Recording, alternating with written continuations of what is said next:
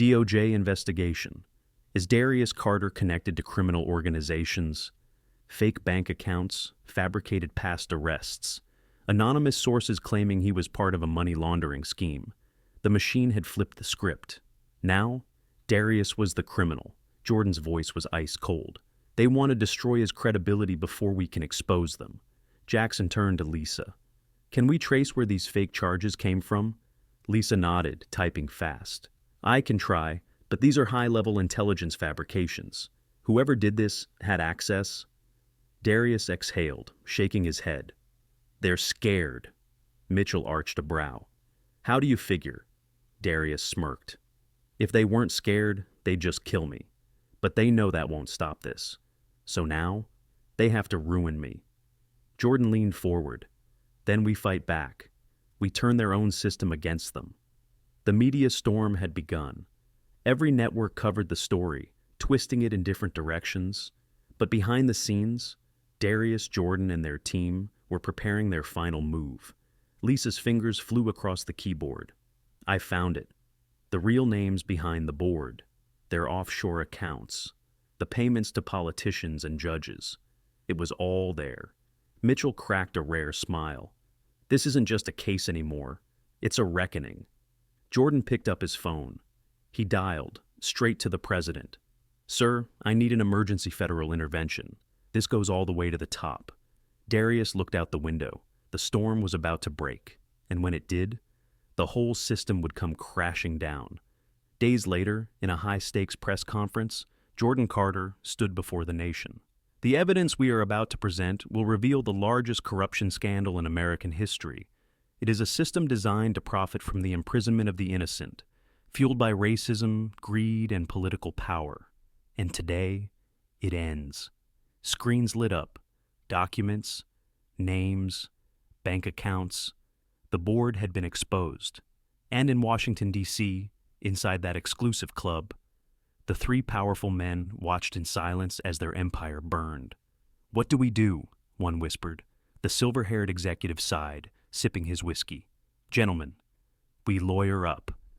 As Darius stood beside his brother, watching the machine fall, he knew this was far from over, because where there's power, there's corruption. And where there's corruption, there's always another fight. But now, the world knew the truth, and for the first time in a long time, the machine was finally breaking. Justice doesn't come easy, but when you push back hard enough, even the most powerful system can fall. Like, subscribe, and stay tuned, because some stories are just getting started. At the head of the table, a shadowy figure adjusted his expensive cufflinks. We don't need containment, he said calmly. We need elimination. And just like that, a kill order was given. Their machine wasn't dead yet, and now they were ready to fight back. Back in Mill Creek, the celebration was short-lived. Darius Carter was still a target. As he walked through the station, his phone buzzed. A blocked number. He answered, and a voice, calm, professional, and lethal, came through. Mr. Carter, you should have taken the plea deal. Darius's blood ran cold. Who is this? The caller chuckled. You think Mill Creek was the whole operation? You barely scratched the surface. Walk away now, or you won't walk away at all. The line went dead. Darius looked up. Outside the station, a black SUV had just pulled up across the street. Windows tinted, engine running, waiting. Mitchell and Jackson noticed it too. We need to move now. Mitchell's voice was dead serious. We just pissed off the wrong people. Jordan stormed over. What happened? Darius handed him the phone. Jordan read the call log, his face darkening. They just made their second mistake. What was their first? Mitchell asked. Jordan looked up. They let my brother live long enough to make a phone call. The black SUV peeled away, disappearing into the night. Darius exhaled, steadying himself. The fight wasn't over. It was just starting. Because if Mill Creek was just a small piece of the puzzle, then it was time to go after the whole damn system. If you thought this was over, you're wrong. What is Project Legacy? How far does the corruption go? And who really runs the machine? Find out in Part 4, coming up next. If you haven't already, hit like and subscribe, Because some stories don't end with a single arrest. Some stories are just getting started. Darius sat across from Jordan, the air in the FBI safe house thick with tension. The call had been a warning, but warnings from people like this weren't meant to scare you. They were meant to tell you, you're already dead. Agent Sarah Mitchell laid a printed document on the table. We traced the number. It pinged off a private network connected to a Washington law firm. Darius frowned. Same firm that tried to wipe our servers? Mitchell nodded. Same firm. But that's not the worst part. She slid another file forward. Darius opened it. Inside were photos, surveillance shots, of him. At the gas station in Mill Creek, inside the holding cell. And then, a photo from yesterday. Darius leaving his brother's office in Atlanta. Someone was watching. Someone was tracking him. They don't just want you out of the way, Jordan muttered. They want you erased. Mitchell nodded. We've seen this before. It's called contingency planning. They take out key threats, make it look like an accident. If that doesn't work, Jackson finished the sentence. They go after your family. Darius clenched his fists. They weren't just coming for him. They were coming for everyone he loved, and that meant one thing. It was time to take the fight to them. Lisa Parker sat in front of a DOJ task force, hands trembling as she scrolled through a series of encrypted emails. These weren't local police files. These were corporate memos, strategic planning documents, and one phrase kept coming up over and over again. Project Legacy. This isn't just about prisons, Lisa whispered. It's about control. Darius leaned in. Control of what? Lisa swallowed hard. Who gets arrested? Who gets convicted? Who disappears? She pointed at the screen. Project Legacy wasn't just about expanding this system. It was about making sure it never got exposed. The emails outlined a network of judges, senators, and law enforcement heads, all selected based on one criteria: loyalty. Loyalty to who? To the board, Lisa whispered. The shadowy group running everything. A machine built on greed, prejudice, and power. And now, it was bleeding. And bleeding animals are dangerous. Inside an exclusive Georgetown club, 3 men sat at a private table, sipping aged whiskey. They weren't cops. They weren't judges. They were the men who owned the cops and judges. One of them, a silver-haired executive, set down his glass. Carter is becoming a problem. The second man, a senator with deep pockets and a deeper history, smirked. Then make him disappear. The third man, calm, cold, calculating, tilted his head. Number. Killing him makes him a martyr. We need to discredit him, turn the press against him, make him look like the criminal. He reached for his phone. I'll handle it. The phone rang. A high-level contact in the FBI picked up. I need a special investigation opened on Darius Carter. Find something or make something. Hours later, Jordan stormed into the FBI office, his face like thunder. They're trying to flip this on Darius. Mitchell pulled up the breaking news report. Sheriff Reynolds, she announced loud and clear. We have a federal warrant to seize all departmental records, electronic devices, and evidence related to arrests made in the past 5 years. Reynolds swallowed hard. Langley and Decker? They were already backing toward the exit. Secure every computer, Mitchell ordered. I want full access to their booking system, evidence logs, and financial records.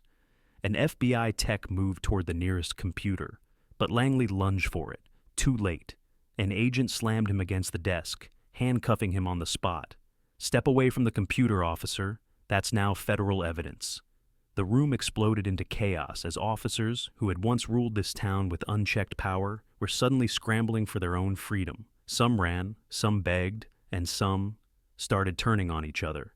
Because as the FBI started pulling files and case records, the truth was coming out. And every man in that room knew it. They were all going down. Within minutes, every file, every shredded document, every deleted record was being recovered. Mitchell turned to her team. I want a full audit of their arrest patterns, conviction rates, and property seizures. Something tells me this was about a lot more than just false charges.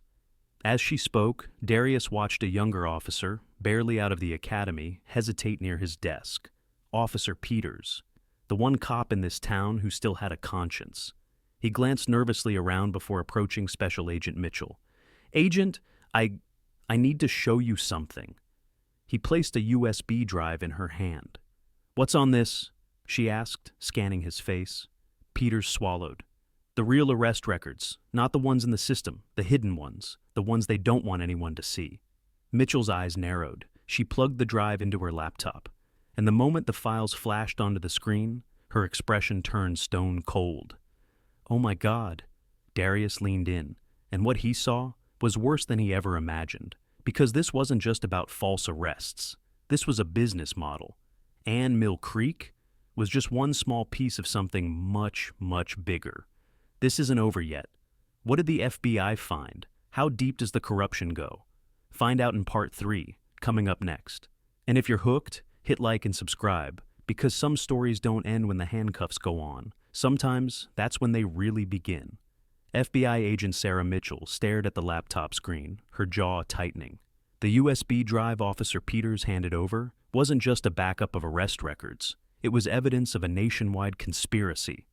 "This isn't just about Mill Creek," Mitchell murmured, scrolling through the files. Darius leaned over her shoulder. Rows upon rows of arrest reports, conviction rates, and asset seizures filled the screen. But then, he noticed something chilling. Each arrest report had a dollar amount next to it.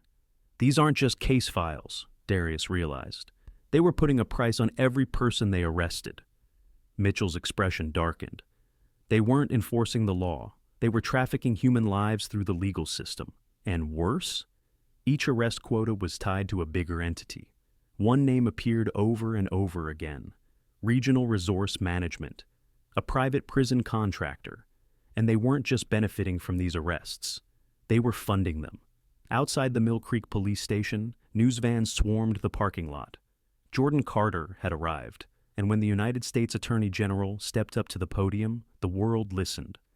Today, federal agents have uncovered evidence of widespread corruption inside the Mill Creek Police Department. This corruption extended to the district attorney's office, local judges, and private prison contractors who built a system designed to exploit, imprison, and profit off innocent civilians.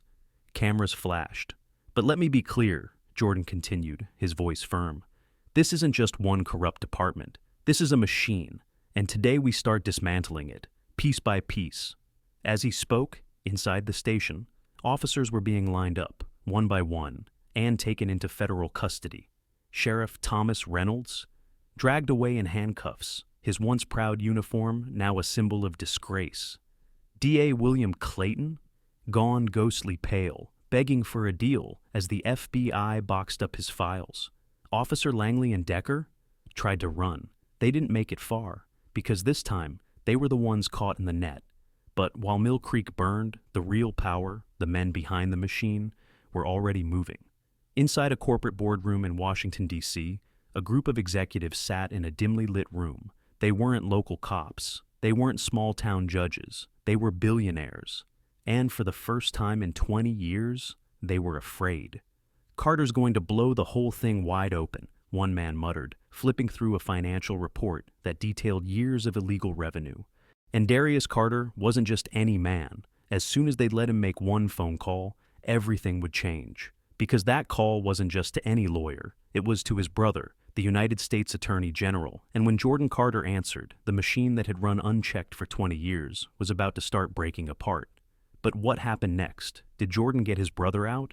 Or did the corruption run so deep that even the Attorney General couldn't stop it? Find out in part 2, coming up next. And before you go, tell me in the comments, how many innocent lives do you think were destroyed by this machine?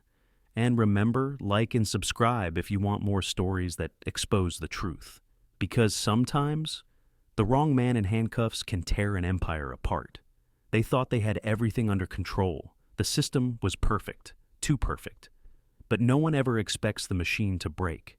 And in Mill Creek, the first crack was about to split wide open. Because Darius Carter's phone call wasn't to a lawyer. It was to the most powerful law enforcement official in the country, his brother. And when United States Attorney General Jordan Carter answered, he didn't just hear a wrongful arrest. He heard an entire town's corruption, a criminal enterprise disguised as law enforcement. But by the time the police realized who they had in custody, it was already too late. Inside the Mill Creek holding cell, Darius Carter sat calmly, his expensive suit wrinkled from the night. The station around him buzzed with quiet anticipation. They thought he would break. They thought he would plead. They had no idea who he was. Finally, after hours of waiting, Sheriff Thomas Reynolds appeared, his boots clicking against the tiled floor. "Your phone call," he smirked. "Make it count." Darius took the phone, dialing the one number that would flip the entire game. It rang once, twice. Then, a familiar controlled voice answered. "Jordan Carter, speaking." Behind him, Sheriff Reynolds and Officer Langley stiffened at the name. Darius smiled. "Jordan, I need your help. I'm being held at Mill Creek Police Station on falsified charges. And, brother, you're not going to believe what I've uncovered." Reynolds' smirk disappeared. Before he could react, Darius turned and handed him the phone. "My brother wants to speak with you." The sheriff hesitated, but then took the receiver. "This is Sheriff Thomas Reynolds, and who am I speaking?" "This is United States Attorney General Jordan Carter." Reynolds froze.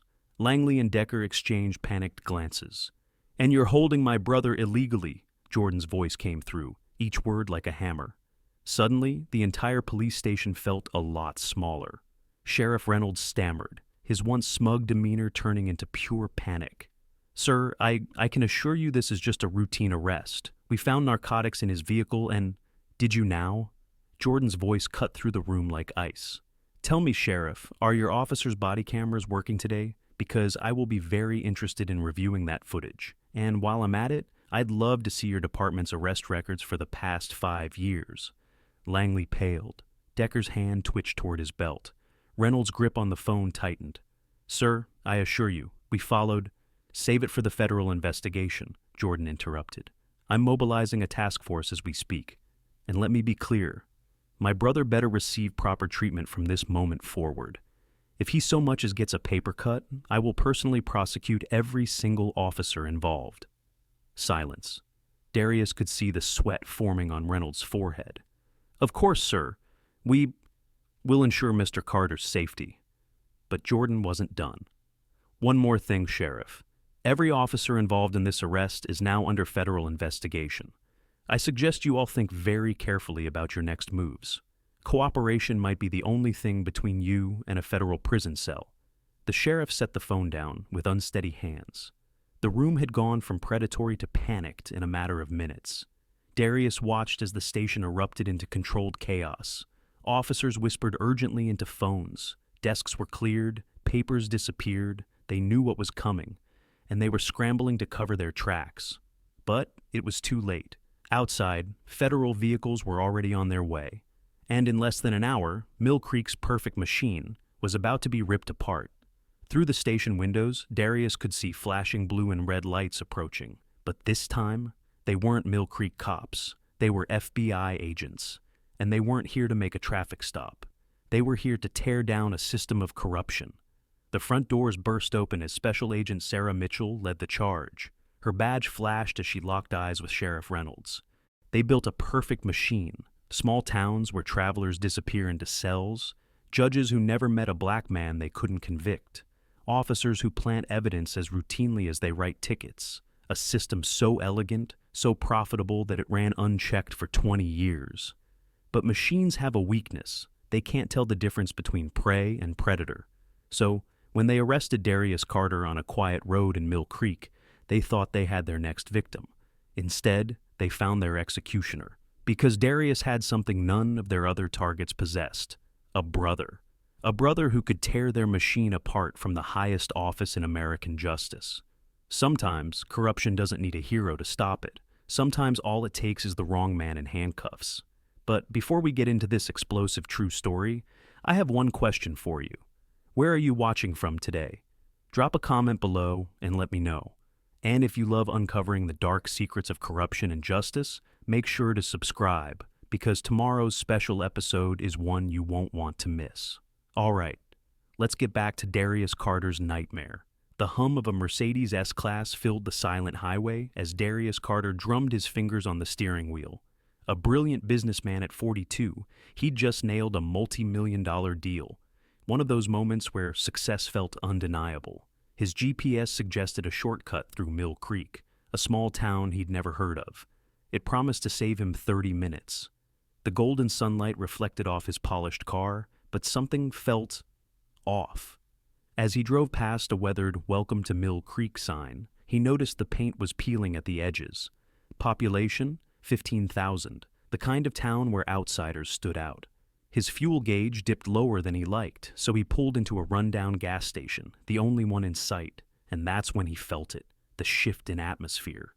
Two elderly men sitting outside the convenience store stopped talking. A woman loading groceries into her SUV hurried to leave. Inside, the cashier scanned him from head to toe before taking his platinum card with visible reluctance. "You passing through?" the man asked, his voice laced with something that wasn't just curiosity. "Yes, sir. Just fueling up, then I'll be on my way." Darius kept his tone polite and professional, just like he did in boardrooms full of men who didn't want him there. But the real problem wasn't inside the store. It was waiting outside. A police cruiser sat parked across the street, and two officers inside were watching him too closely. As soon as Darius pulled onto the road, the cruiser followed. His heart rate steadied. He'd been through this before. He knew the rules. Keep your hands at 10 and 2.